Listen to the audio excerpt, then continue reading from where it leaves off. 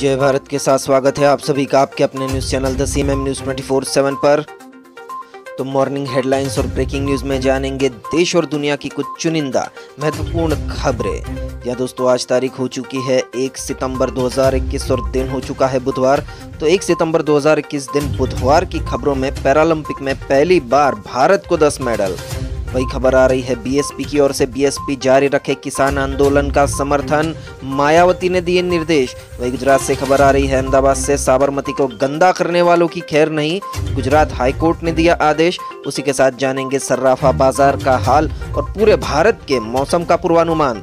तो बढ़ते अगली खबर की ओर। तो पहली खबर आ रही है कतर से, दोहा में भारतीय राजदूत से मिला तालिबानी प्रतिनिधि, तालिबान ने मुलाकात का मांगा था समय।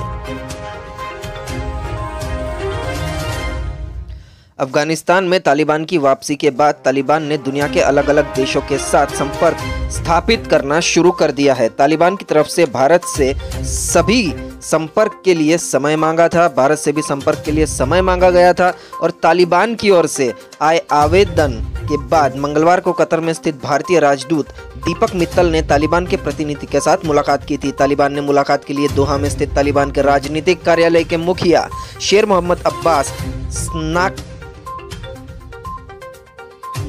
को भेजा गया था।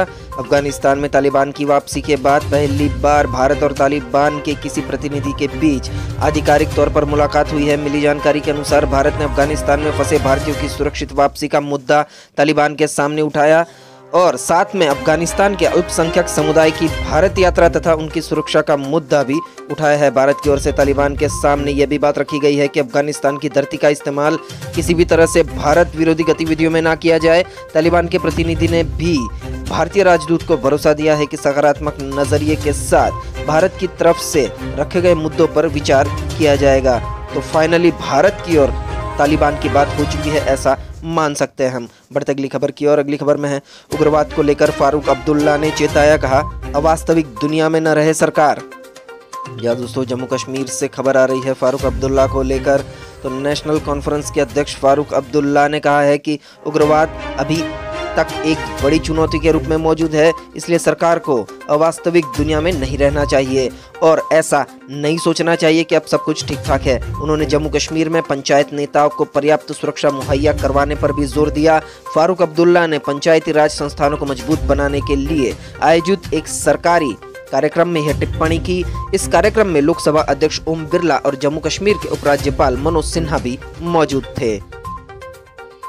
बढ़ते अगली खबर की ओर। तो अगली खबर में है, भारत ने पैरालंपिक खेलों में पहली बार छुआ दिहाई का आंकड़ा। जी हाँ दोस्तों, 10 मेडल पहली बार पैरालंपिक में भारत को मिले हैं। तो टोक्यो पैरालंपिक का 7वां दिन है और भारत को 2 गोल्ड मेडल, 5 सिल्वर और 3 ब्रॉन्ज मेडल के साथ कुल 10 पदक अपने नाम कर लिए हैं। पैरालंपिक के इतिहास में भारत पहली बार तिहाई का आंकड़ा छूने में कामयाब रहा है। इससे पहले भारत का बेस्ट प्रदर्शन 1984 और 2016 में रहा था। दोनों ही बार भारत 4-4 मेडल जीतने में सफल रहा था। 1968 में पहली बार भारत ने पैरालंपिक खेलों में अपना दम दिखाया था, मगर पहले मेडल का इंतजार 4 साल तक करना पड़ा था। 1972 में मुरलीकांत पेटकरी ने पुरुषों के 50 मीटर फ्री स्टाइल 3 स्विमिंग में गोल्ड मेडल जीतकर भारत को पैरालंपिक में पदक जिताया था। इसके बाद भारत ने 1984 में 4, 2004 में 2, 2012 में 1 और 2016 में 4 मेडल जीते थे। मगर इस साल टोक्यो पैरालंपिक में 54 खिलाड़ियों का भारत का जो जत्था गया है उसने इतिहास रच दिया है और इस बार भारत के खाते में 10 मेडल्स आ चुके हैं। बढ़ते अगली खबर की ओर। अगली खबर में है, मायावती ने कहा किसान आंदोलन का समर्थन जारी रखे बहुजन समाज पार्टी के कार्यकर्ता। तो बीएसपी सुप्रीमो मायावती की ओर से यह बयान जारी किया गया है। बहुजन समाज पार्टी अध्यक्ष मायावती ने केंद्र के 3 नए विवादास्पद कृषि कानूनों के खिलाफ प्रदर्शन कर रहे किसानों के विरुद्ध हरियाणा तथा मध्य प्रदेश में हुई कार्रवाई की निंदा करते हुए मंगलवार को पार्टी पदाधिकारियों को किसानों के आंदोलन का समर्थन जारी रखने के निर्देश दिए। मायावती ने पार्टी पदाधिकारियों के साथ बैठक में कहा कि केंद्र सरकार के अड़ियल रवैये के कारण ही भारतीय जनता पार्टी शासित राज्य सरकारें भी किसानों को एक प्रकार से अपना प्रतिरोधी ही मानकर व्यवहार करने लगी है और बीएसपी की तरफ से किसानों का समर्थन करने का आह्वान भी बहन कुमारी मायावती ने किया है।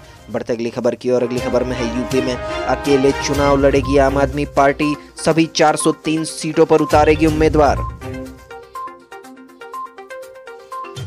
दिल्ली में सत्तारूढ़ आम आदमी पार्टी ने उत्तर प्रदेश के आगामी विधानसभा चुनाव अपने बलबूते लड़ने का ऐलान करते हुए मंगलवार को कहा कि राज्य की सभी 403 सीटों पर प्रत्याशी उतारेगी। आम आदमी पार्टी के उत्तर प्रदेश के प्रभारी राज्यसभा सदस्य संजय सिंह ने बताया कि उनकी पार्टी राज्य का आगामी विधानसभा चुनाव अपने बलबूते पर लड़ेगी और सभी 403 सीटों पर अपने प्रत्याशी उतारेगी। उन्होंने बताया कि सभी सीटों पर प्रत्याशियों के नाम की घोषणा अगले 15 दिनों के अंदर कर दी जाएगी। इस वक्त 120 सीटों के लिए उम्मीदवार की सूची तैयार है।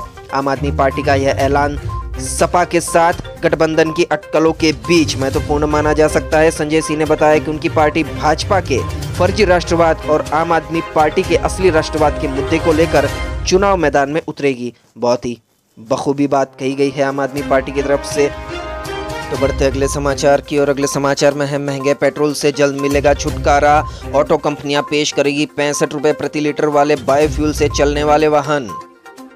केंद्रीय मंत्री नितिन गडकरी ने मंगलवार को कहा कि भारत अगले 6 महीनों में ऑटो निर्माताओं के लिए 100% जैव ईंधन पर चलने वाले वाहनों की पेशकश को अनिवार्य कर देगा। उन्होंने कहा कि इस तरह का कदम उन उपभोक्ताओं के लिए किफायती होगा जो पेट्रोल की ऊंची कीमतों से परेशान हैं। साथ ही उन्होंने बताया कि 1 लीटर बायो एथेनॉल की कीमत 65 रुपए है। उन्होंने बताया कि पेट्रोल 110 रुपए का भुगतान किया जाता है पेट्रोल के लिए। इसके अलावा वैकल्पिक ईंधन कम प्रदूषण करता है और विदेशी मुद्रा भी बचाता है। बढ़ते अगली खबर की ओर। तो इस खबर में है कोरोना वायरस के 30,941 नए मामले सामने आए, 350 मरीजों की मौत।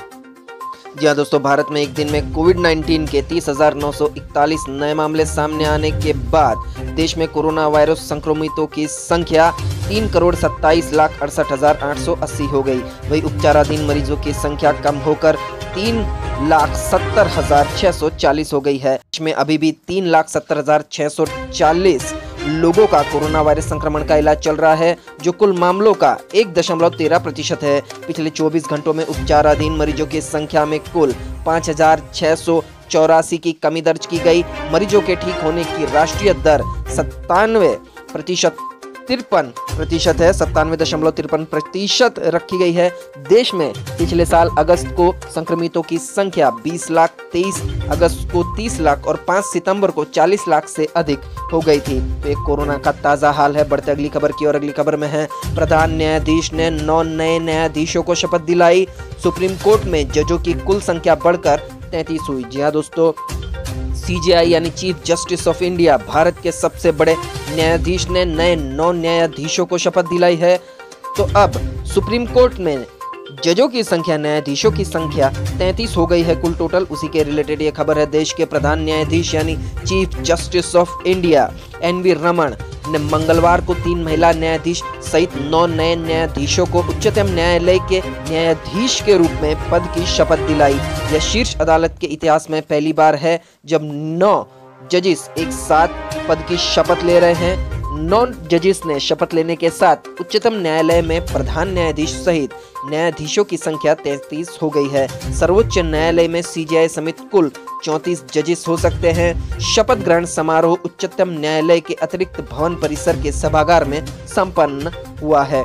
परंपरागत रूप से नए न्यायाधीशों को पद की शपथ प्रधान न्यायाधीश के अदालत कक्ष में दिलाई जाती है, लेकिन इस बार कोविड-19 मानदंडों के कठोरता से पालन की आवश्यकता को ध्यान में रखते हुए ग्रहण की जगह बदल दी गई है। तो शपथ ग्रहण समारोह अब दूसरी जगह पर किया गया है और इसी के साथ सुप्रीम कोर्ट को अब 33 नए जजेस भी मिले हैं। अगली खबर की और अगली खबर में मथुरा के 7 शहरों में नहीं होगी शराब और मांस की बिक्री। CM योगी ने दिए दिशा निर्देश। उत्तर प्रदेश के मुख्यमंत्री योगी आदित्यनाथ ने सोमवार को कहा कि मथुरा के वृंदावन, गोवर्धन नंदगांव, बरसाना, गोकुल, महावन एवं बलदेव में जल्द ही मांस और शराब की बिक्री बंद कर दी जाएगी। इन कार्यों में लगे लोगों का अन्य व्यवसाय में पुनर्वास किया जाएगा। भगवान श्री कृष्ण के जन्मोत्सव पर आयोजित कार्यक्रमों में सम्मिलित होने व कृष्ण जन्मस्थान पर भगवान के दर्शन करने सोमवार को मथुरा पहुंचे मुख्यमंत्री ने इस मौके पर रामलीला मैदान में आयोजित एक जनसभा को संबोधित किया। उसमें योगी आदित्यनाथ ने कहा कि 4 वर्ष पूर्व 2017 में यहाँ की जनता की मांग पर मथुरा एवं वृंदावन नगर पालिकाओं को मिलाकर नगर निगम का गठन किया गया था। फिर यहाँ के 7 पवित्र स्थलों को राजकीय रूप से तीर्थ स्थल भी घोषित किया गया। अब जनता की कामना है कि इन पवित्र स्थानों पर मद्य एवं मांस की बिक्री न की जाए, तो मैं आश्वस्त करता हूं कि ऐसा ही होगा। तो यह बयान योगी आदित्यनाथ की तरफ से आया है कि मथुरा के 7 शहरों में शराब और मांस की बिक्री अब नहीं होगी। इसके ऊपर काम किया जाएगा। बढ़ते अगली खबर की और अगली खबर में है, कोरोना से लड़ रहे वियतनाम ने लिक्विड ऑक्सीजन और 300 कंसंट्रेटर भेजने के लिए जताया भारत का आभार।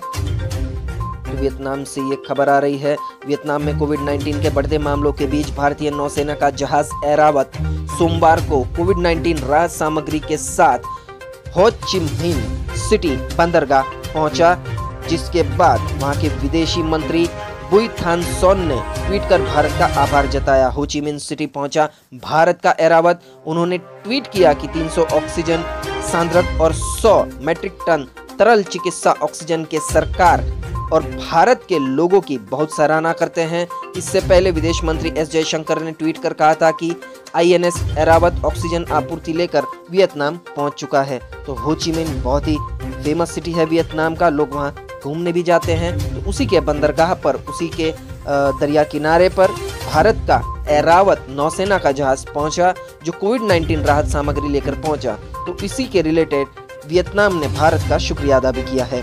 बढ़ते अगली खबर की और अगली खबर में है, सऊदी के एयरपोर्ट पर हुआ ड्रोन से हमला, कई लोग घायल, प्लेन को पहुंचा नुकसान।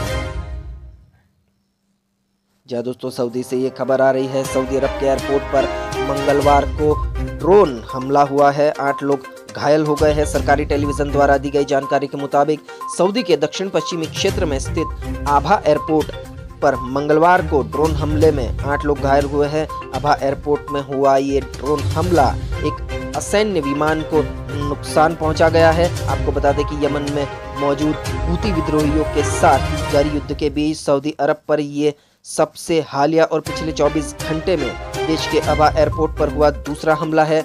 अभी किसी भी संगठन ने आभा एयरपोर्ट पर हुए इस हमले की जिम्मेदारी नहीं ली है। रिपोर्ट्स के मुताबिक एयरपोर्ट पर हुए हमले में कोई हताहत नहीं हुआ है। सऊदी 3 सैन्य गठबंधन की 2015 से यमन में ईरान समर्थित शिया विद्रोहियों से लड़ाई चल रही है, जो सऊदी अरब के अंतर्राष्ट्रीय एयरपोर्ट, सैन्य प्रतिष्ठानों और अन्य संरचना को निशाना बनाते रहे हैं। बढ़ते अगली खबर की और अगली खबर में है, भारत ने तालिबान से भारतीयों की वापसी सहित कई मुद्दों पर की बात, पीएम मोदी ने गठित की उच्च स्तरीय समिति।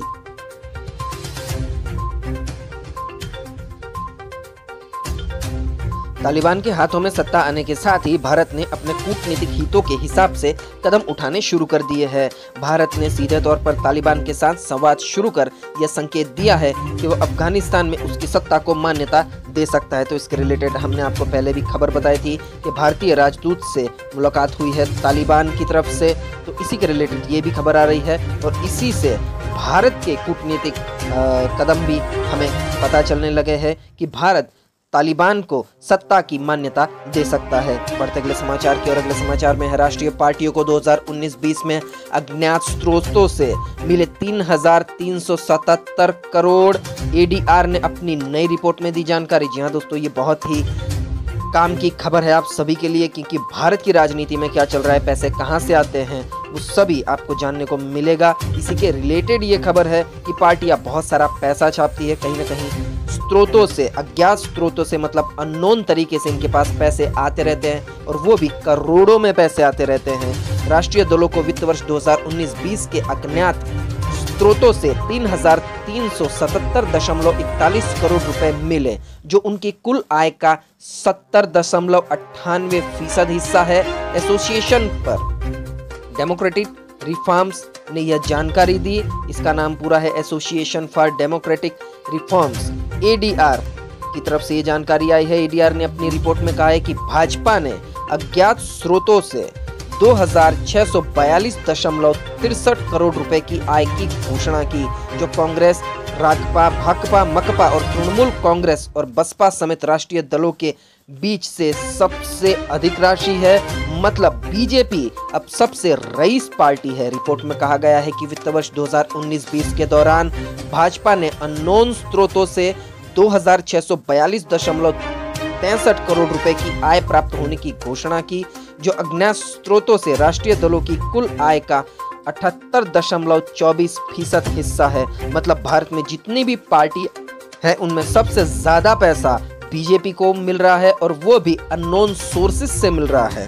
तो बढ़ते अगली खबर की और अगली खबर में है बांग्लादेशी वैक्सीन विज्ञानी कादरी और पाकिस्तान के माइक्रो फाइनेंसर साकिब समेत 5 को मिला रमन मैग्सेसे पुरस्कार। नोबेल पुरस्कार का एशियाई संस्करण माने जाने वाले रमन मैग्सेसे पुरस्कार की मंगलवार को घोषणा कर दी गई। पुरस्कार जीतने वाले 5 लोगों में बांग्लादेश की वैक्सीन विज्ञानी डॉक्टर फिरदौसी कादरी और पाकिस्तान के माइक्रो फाइनेंसर मोहम्मद अमजद साकिब शामिल है। पुरस्कार विजेताओं में पाकिस्तान, बांग्लादेश, फिलीपींस, अमेरिका और इंडोनेशिया भी शामिल है। डॉक्टर कादरी और साकिब के अलावा पुरस्कार विजेताओं में फिलीपींस के पर्यावरणविद रॉबर्टो बेलन, मानवीय कार्यों के लिए अमेरिका के स्टीवन मुंशी और खोजी पत्रकारिता के लिए इंडोनेशिया के वाचडॉग शामिल है। कादरी को कोलेरा वैक्सीन और टाइफाइड वैक्सीन विकसित करने का श्रेय दिया गया है। बढ़ते अगले समाचार की और अगले समाचार में है असम की बाढ़ स्थिति बिगड़ी, 18 जिलों में 5.74 लोग प्रभावित। पीएम मोदी ने ली स्थिति की जानकारी।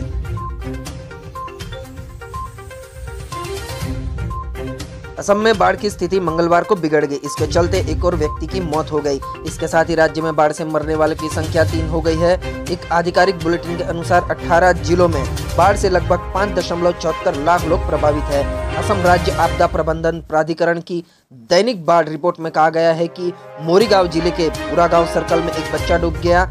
उसने रिपोर्ट में कहा कि 18 जिलों में 5,73,900 से अधिक लोग बाढ़ से प्रभावित है।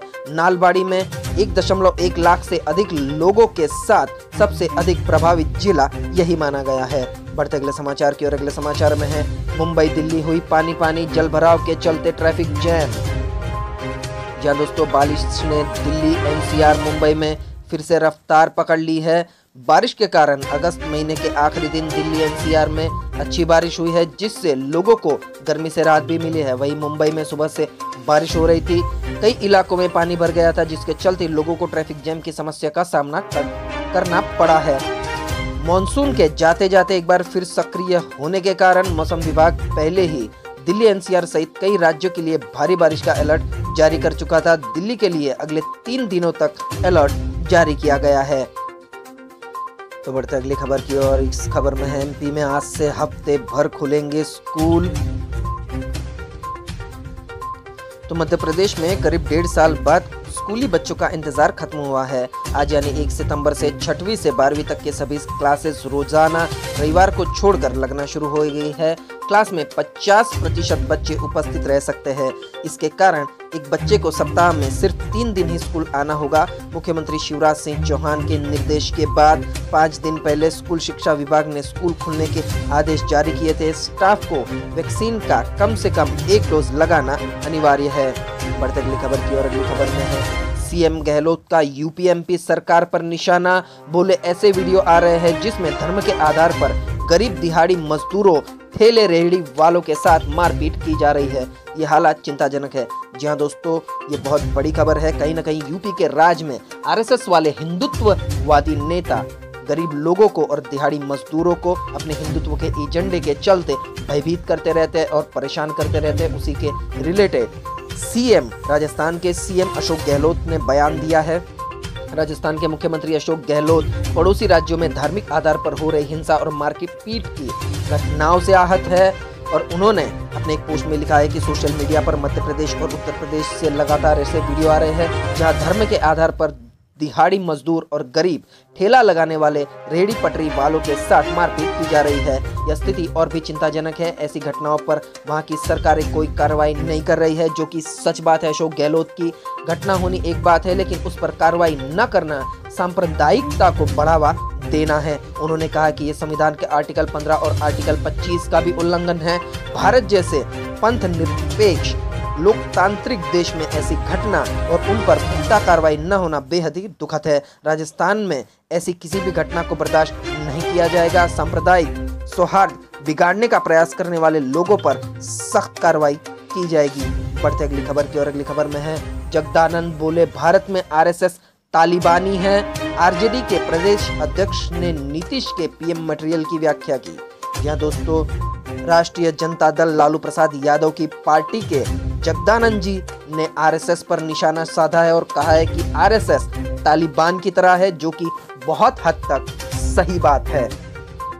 राजद के प्रदेश अध्यक्ष जगदानंद सिंह ने कहा कि तालिबान नाम नहीं, एक संस्कृति है। भारत में आरएसएस तालिबानी है। ये लोग दाढ़ी काटते हैं, चूड़ी बेचने वाले और पंचर बनाने वालों को मारते हैं।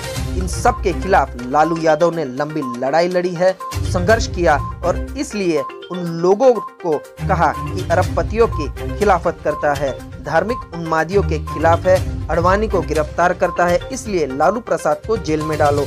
जगदानंद सिंह ने राजद के आपदा प्रबंधन प्रकोष्ठी की बैठक को संबोधित कर रहे थे। वह मंगलवार को लालू के पुत्र तेज प्रताप यादव के विवादास्पद बयान के बाद पहली बार पार्टी के सार्वजनिक मंच से बोल रहे थे और उन्होंने भी आरएसएस पर जमकर निशाना साधा है, अशोक गहलोत की तरह।